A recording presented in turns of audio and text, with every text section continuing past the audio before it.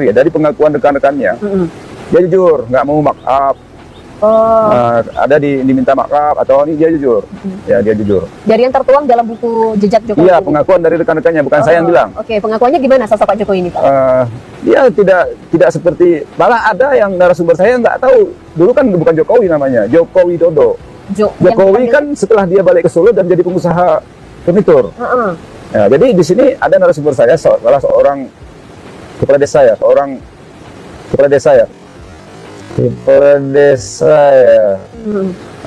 di salah satu kampung berbatasan dengan dari luas pedalaman ya, Lumut, Pak Sukarjo namanya. Jadi di situ ada camp KKA dulu.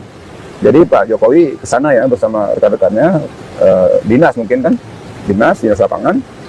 Jadi lama ngobrol dengan Pak Sukarjo ini, mungkin berjam-jam lah, ya kan. Pak Jokowi, menurut Pak Sukarjo, Pak Jokowi heran kenapa ada di pedalaman Gayo, di tengah hutan belantara, ada orang Jawa.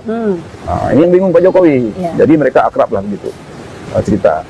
Dan sewaktu saya mewawancari Pak Sukarjo, saya tidak bilang mewawancari tentang Jokowi. Saya tunjukkan foto lama Pak Jokowi, waktu bekerja di KKA ada nih, fotonya ada. Bapak kenal dengan ini? Oh ya kenal, tapi saya cuma ketemu sekali. Dia kerja di KKA Insinyur, di KKA. Lama ngobrol dan dia bingung kenapa ada orang Jawa. Itu yang paling ditanya, kenapa bisa orang Jawa. Dia tanya sama saya ya. Saya tanya ke Pak Sukarjo, Bapak kenal dia sekarang siapa? Enggak. Berarti nggak ada yang tahu aja Pak Jokowi. Waktu ya, dia kan malu pedalaman ya, informasi kurang. Bapak tahu dia sekarang? Enggak. Dia presiden kita siapa Pak Jokowi? Inilah orangnya Pak. Mana ada? Dia dengan dada kaget dan agak emosi.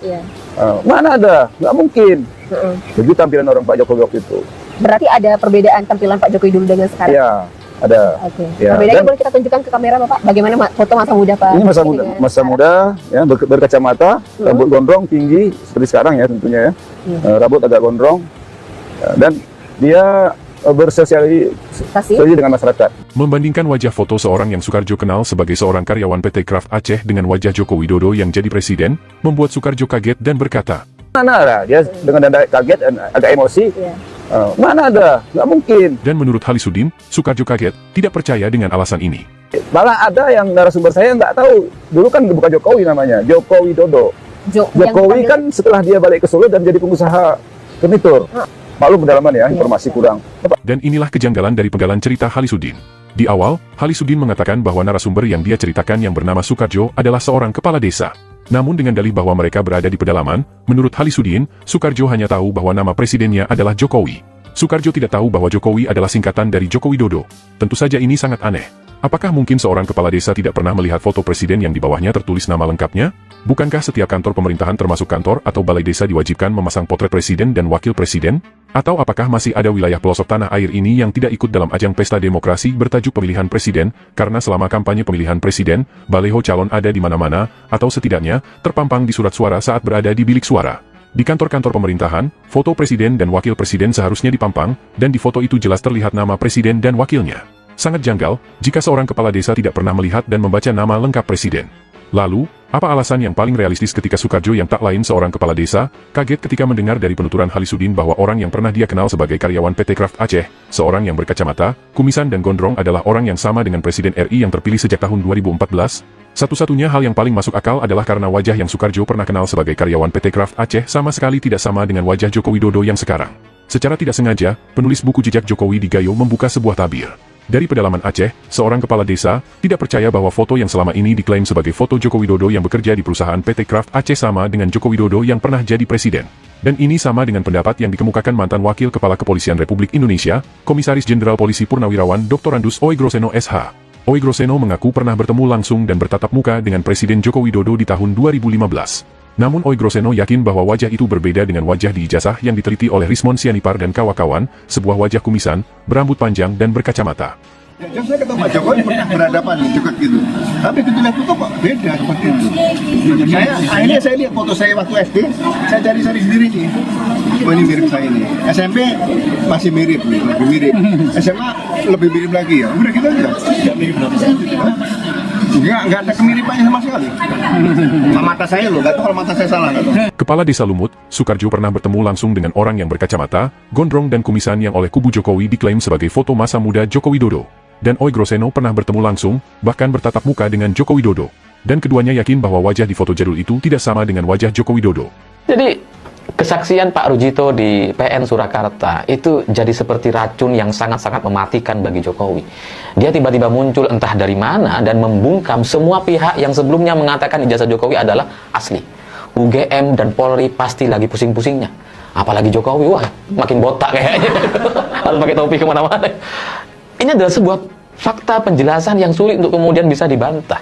Dan tekanan kepada pihak Jokowi untuk menunjukkan ijazah aslinya dan diperbandingkan antara ijazah di tahun 85 dengan ijazah Jokowi untuk kemudian dilihat ada watermarknya atau enggak, itu pasti adalah sebuah tontonan yang sangat-sangat luar biasa, menarik perhatian banyak orang. Karena ya saya, dalam prediksi saya itu enggak akan terjadi. Ya karena kalau memang ijazah Jokowi itu asli, sejak awal udah ditunjukin, nggak perlu repot-repot seperti ini. Jadi kesaksian Pak Rujito itu semakin meyakinkan bahwa ijazah Jokowi itu ada masalah. Dan kita jadi paham kenapa sejak awal tidak ditunjukkan, sampai sekarang pun tidak ditunjukkan. Sampai sekarang pun kita nggak ngerti ijazahnya ada di mana dan masih misteri. Apakah ada di Solo, apakah ada di Polda? Ya karena kalau ditunjukin pembandingnya bisa banyak sekali. Karena yang lulus di tahun 85 itu sebagiannya juga masih hidup sampai sekarang, dan itu berbahaya atau akan merugikan Jokowi. Jadi akhirnya kita paham kenapa ijazah Jokowi itu tidak ditunjukkan, karena itu lebih mudah untuk dibuktikan sebagai yang tidak asli. Yang diupload kader PSI Dian Sandi. Nah, di mana sebuah cuplikan video atau menurut netizen, percuma kalau presidennya masih mempertahankan Kapolri dan Luhut Binsar, penjahitan percuma juga mendatang pakar-pakar dan pergeneral. Presidennya masih takut sama Jokowi mau bertindak apa. Nah, saatnya Trump masuk kandang besi yang selama ini berkeliaran membuat ulah. Nah, kasus ijazah palsunya bisa terjerat hukum karena RRT orang yang tidak bisa disuap dengan duit dan jabatan karena bukti atau bukan tipe orang-orang penjilat. Nah, hayo si bota bapaknya gerombolan Trump-nya siap-siap telan panci si sepabrik-pabriknya dan segera minggat dari Indonesia. Nah, jika ternyata ijazah Joko Widodo palsu, maka selain Joko Widodo, para pengacara Joko Widodo, para termul, para pendukung Universitas Gadjah Mada dan kepolisian RI semuanya harus dipenjarakan. Nah, sudah kabur belum? Silakan senang, Jokowi tidak punya ijazah, makanya keliling dunia atau berbohong, jangan sampai ke pengadilan lagi. Sudahlah Jokowi, jadilah berbohong. Bapak ini sudah sakit-sakitan, kapan lagi nikmati hidup? Yang terakhirnya, hukum karma tetap berlaku. Nah, termul-termul hewan ternak Mulyono udah saatnya masukkan ke kandangnya di kebun binatang yang diperluas Samsul. Waduh, sudah saya siapkan, panci malam mau pergi. Fotokopi ijazah yang dapat dari KPU itu coba disuruh lihat ke Jokowi Widodo. Foto di ijazah itu suruh lihat baik-baik, buka matanya lebar-lebar, biar tahu Jokowi atau Najwa itu bukan foto dirinya. Mencuri dari mana Jokowi presiden ijazahnya itu. Nah, Jokowi dan Trump bermusuhan. Katanya Jokowi ijazah gak penting, yang penting skill. Makanya cepat tangkap Jokowi yang korupsi itu. Nah, kalau Jokowi cabut laporannya berarti Jokowi tak punya ijazah palsu, asli. Nah, jika negara jadi baik, maka Jokowi dituntut dan dipenjarakan di PSI, bubarkan. Skenario dan kerjasama untuk pencitraan seakan sebagai orang bijak yang bisa dipakai sebagai alasan pada suatu saat diperlukan. Jokowi tidak punya ijazah aluminium. UGM semua ijazah Jokowi yang diposting adalah palsu. Rektor Ova Amelia adalah melindungi ijazah palsu Jokowi. Tiada ampun bagi Rektor Ova Amelia dan Jokowi, tangkap di proses hukum sekarang. Nah, hancurkan, tenggelamkan PSI. Karena mereka bulan setia pada NKRI, tetapi sesungguhnya RRC. Ini juga manusia miring, otaknya yang jahat Jokowi kepada NKRI. Dia malah mengkhianati NKRI itu. Memang pikiran Termul itu nggak miring, yang salah pemimpinnya. Kok malah NKRI yang mereka benci serta berkhianat. Nah, Termul Malapani mereka lah yang memasukkan tim ses dan Termul sebagai menyadarkan Termul dan para pendukungnya untuk membubarkan Termul dan PSI dan segera ditegasi dan oleh Jokowi dan keluarganya dan para pendukung oknum partai politik dan sipil dan militer. Kemudian Bang Roy, kalau benar Bang Rismon ijazahnya juga diragukan, yang sayang banget tangkap si Gogun palsu, dia yang paling ngel juga si Sandi Sawan dan si Vitorok Rodani. KPU-nya juga harus gulung juga, rektor dan dekan serta Prof Jenggot UGM harus dijebloskan ke penjara juga. Tolonglah Pak, jangan cabut laporan Bapak di Polda Metro Jaya. Saya tidak mau makan panci satu pabrik. Tolonglah Pak Jokowi, jangan cabutlah laporan Bapak di Polda Metro Jaya. Saya tidak mau makan panci satu pabrik. Termul pada kumpul, jangan sampai ada yang tersiksa, masukkan ke karung, dibuang ke laut biar negara aman. Nah, kalau mau minggat sono lu memang siapa yang ngelarang? Kayak lu siapa? Sekencang apapun kebohongan berlari tetap akan dilambang oleh kebenaran. Selamat Bapak Bonatua Silalai, penjuang sejati NKRI. Terima kasih atas keberaniannya. Kemudian Jokowi dalam kasus ijazah palsu akhirnya terbongkar dengan sebenarnya. Apakah negara kalah sama Jokowi? Susah amat menaklukkan manusia ini. Apakah akan melakukan yang salah atau fatal? Salah minum obat itu orang.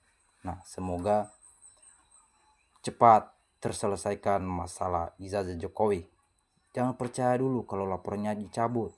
Ini seperti permainan lagi, karena kalau perkataannya ke timur sesungguhnya hasilnya ke barat. Share semua termul ke pengadilan, jebloskan ke penjara seumur hidup. Manusia seperti ini adalah pengkhianat bangsa dan negara. Nah, semuanya itu doa anak-anak yang tidak bersalah di penjara dalam kasus Vina itu pasti dikabulkan. Nah, silakan saja termul pergi sana, keluar dari bumi pertiwi. Nggak ada guna lagi bagi rakyat NKRI. Pergi kalian semua. Masih banyak yang cinta Indonesia. Untuk bukan saya kalau tetangga, jangan dipenjara. Kalau benar palsu jangan dipenjara, tapi dipenjarakan, tapi digantung di Monas biar jadi monumen nasional karena telah menipu rakyat yang kita cintai ini. Nah, ingat janji kau Termul, lu harus makan panci satu pabrik. Pergi ajalah kau Termul busuk. Ya, syukur ada Allah. Terbukti jika kebenaran telah datang, maka kebatilan akan musnah. Semoga yang benar tetaplah benar, yang asli tetap yang asli. Nah, orang bodoh ini jika Jokowi lanjut, saya yang gak yakin Jokowi masuk penjara karena jelas semua bukti menjurus ke ijazah palsu. Kemudian maju terus Bapak, penjarakan Jokowi. Soalnya Jokowi terlalu jahat. Ijazah palsu mana lagi kejahatannya yang lain luar biasa. Tangkap aja orang ini, mulut yang busuk bau. Kok bisa di depan blok goblok mulutmu sampai dengan sana sini. Nah, gak mungkin mengakui kesalahan Termul karena sudah makan duit dari Jokowi dan sudah mendarah daging di tubuh. Gak mungkin insaf, tinggal tunggu azab Allah. Nah, kemudian Jokowi jangan terlalu percaya diri. Dicabut. Sudah benar memang manusia penipu itu artinya hukum di Indonesia macam kangkung. Nah, kabur aja kalian. Dibiayai junjungnya yang punya boneka duit di rupanya sih burung beo yang ngoceh dengan suara yang beraneka macam. Nah, takut janjinya makan panci satu pabrik. Nah, Maha membolak-balikkan fakta, hati manusia yang salah segera insaf dan tobat. Oke teman-teman, jangan lupa berkomentar di kolom komentar. Salam NKRI, harga mati.